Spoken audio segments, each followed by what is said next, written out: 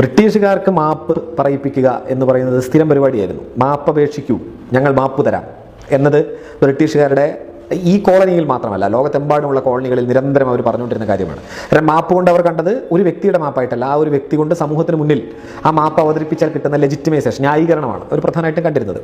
അപ്പം മാപ്പ് പറഞ്ഞ പലരുമുണ്ട്, സവർക്കറെ പോലെ പലരുമുണ്ട്. നിങ്ങൾക്ക് അസ്വസ്ഥജനകമെങ്കിലും ഒരു യാഥാർത്ഥ്യം പറയാം. ഇന്ത്യൻ പ്രധാനമന്ത്രിയായ വാജ്പേയി ക്വിറ്റ് ഇന്ത്യ സമരത്തിൽ പങ്കെടുത്തതിന് ബ്രിട്ടീഷുകാരോട് ആ കാലത്ത് മാപ്പ് പറഞ്ഞ ഒരാളാണ്. അദ്ദേഹം ഇന്ത്യൻ പ്രധാനമന്ത്രിയായി. അപ്പം വാജ്പേയി മാപ്പ് പറഞ്ഞിട്ടുണ്ട്. നിങ്ങൾക്ക് തെളിവ് വെച്ച് തന്നെ കൃത്യമായി കാണാൻ പറ്റും. വാജ്പേയി മാപ്പ് പറഞ്ഞ ഒരാളാണ്. അങ്ങനെ പലരും മാപ്പ് പറഞ്ഞിട്ടുണ്ട്. പക്ഷെ മാപ്പ് പറയാത്ത കുറേ പേരുണ്ടായിരുന്നു. മാപ്പ് പറയാത്ത ആളുകളിൽ പെട്ട മനുഷ്യരാണ് നിങ്ങൾ വാര്യംകുന്നൻ ആയിട്ട് കാണുന്നത്, പഴശ്ശി രാജാവായിട്ട് കാണുന്നത്, ടിപ്പു സുൽത്താനായിട്ട് കാണുന്നത്. അപ്പോൾ ഒരു ഭാഗത്ത് ഞാൻ ബ്രിട്ടീഷ് സാമ്രാജ്യത്തിൽ നിന്നും എന്ന പിതാവിനോട് മുടിയനായ പുത്രനായ ഞാൻ മാപ്പിന് അപേക്ഷിക്കുന്നു എന്ന് എഴുതുന്ന 1920കളിൽ തന്നെയാണ് ഈ മണ്ണിൽ കോട്ടക്കുന്നിൽ ചെന്ന് നിന്ന് നിങ്ങൾ എന്നോട് മാപ്പ് പറയാൻ ആവശ്യപ്പെടുമ്പോൾ വെക്കുന്ന പ്രലോഭനം ഏത് മുസ്ലിമിനും നൽകാവുന്ന ഏറ്റവും വലിയ പ്രലോഭനമാണെങ്കിലും ഞാൻ നിങ്ങളോട് മാപ്പ് പറയില്ല. കാരണം ഞാൻ ജനിച്ചത് മക്കയിലും മദീനയിലുമല്ല, ഈ മണ്ണിലാണ്. നിങ്ങളോട് മാപ്പ് പറഞ്ഞ് നേടുന്ന ഏത് മക്കയിലെ ജീവിതത്തെക്കാളും വലുതായി ഞാൻ കാണുന്നത് എൻ്റെ മണ്ണിൽ നിങ്ങളുടെ വെടിയുണ്ട ഏറ്റ് മരിച്ചു വീഴുന്നതാണെന്ന് പറയുന്ന വാര്യംകുന്നൻ ജീവിക്കുന്നത്. ഒരേ കാലം കൂടിയാണത്, നിങ്ങൾ മനസ്സിലാക്കണം. സവർക്കർ ആൻഡമാൻ ദ്വീപുകളിൽ കിടന്ന് മാപ്പ് എഴുതാനുള്ള ഏതെങ്കിലും പേപ്പർ തിരയുന്ന ഒരു കാലത്ത് ഒരു പേപ്പർ പീസ് കിട്ടാൻ വളരെ ബുദ്ധിമുട്ടായിരുന്നു. അദ്ദേഹം ഏതൊക്കെയോ സാനിറ്ററി പേപ്പറൊക്കെ വെച്ചിട്ടാണ് എഴുതിയതെന്നൊക്കെ കേട്ടിട്ടുണ്ട്. ഒരു പേപ്പർ കിട്ടാൻ വളരെ ബുദ്ധിമുട്ടായിരുന്നു.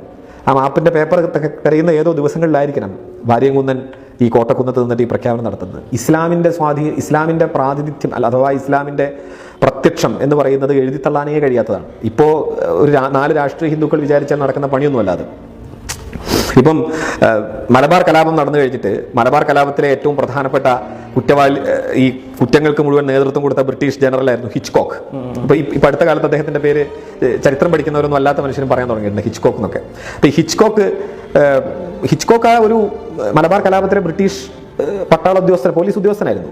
ഹിച്ച്കോക്ക് എഴുതിയ ചരിത്രരേഖയാണ് RSSന്റെ ചരിത്രരേഖ. നിങ്ങൾ ആലോചിച്ച് നോക്കണം. ഇതിന്റെ ഒരു കോമഡി, അതായത് നിങ്ങൾ നാസിസ്റ്റ് ജർമ്മനി എന്താണ് ചെയ്തത്, ഹിറ്റ്ലർ എന്താണ് ജർമ്മനിയിൽ ചെയ്തത് എന്നറിയാൻ നിങ്ങൾ ഉപയോഗിക്കുന്ന ചരിത്രത്തിന്റെ സോഴ്സ് ഹിറ്റ്ലർ എഴുതി വെച്ച പുസ്തകങ്ങളാണെങ്കിൽ എങ്ങനെ ഉണ്ടാവും, അല്ലെങ്കിൽ ഗീബൽസ് എഴുതി വെച്ച പുസ്തകങ്ങളാണെങ്കിൽ വളരെ കോമഡി ആയിരിക്കും. അതുപോലെയാണ് അവർ ഹിസ്റ്ററി ഉണ്ടാക്കുന്നത്. ഹിച്ച്കോക്ക് ഇങ്ങനെ എഴുതിയിട്ടുണ്ടെന്നൊക്കെയാണ് ഇവർ ഇരുന്ന് ചാനലുകളിലൊക്കെ ഇരുന്ന് പറയുന്നത്.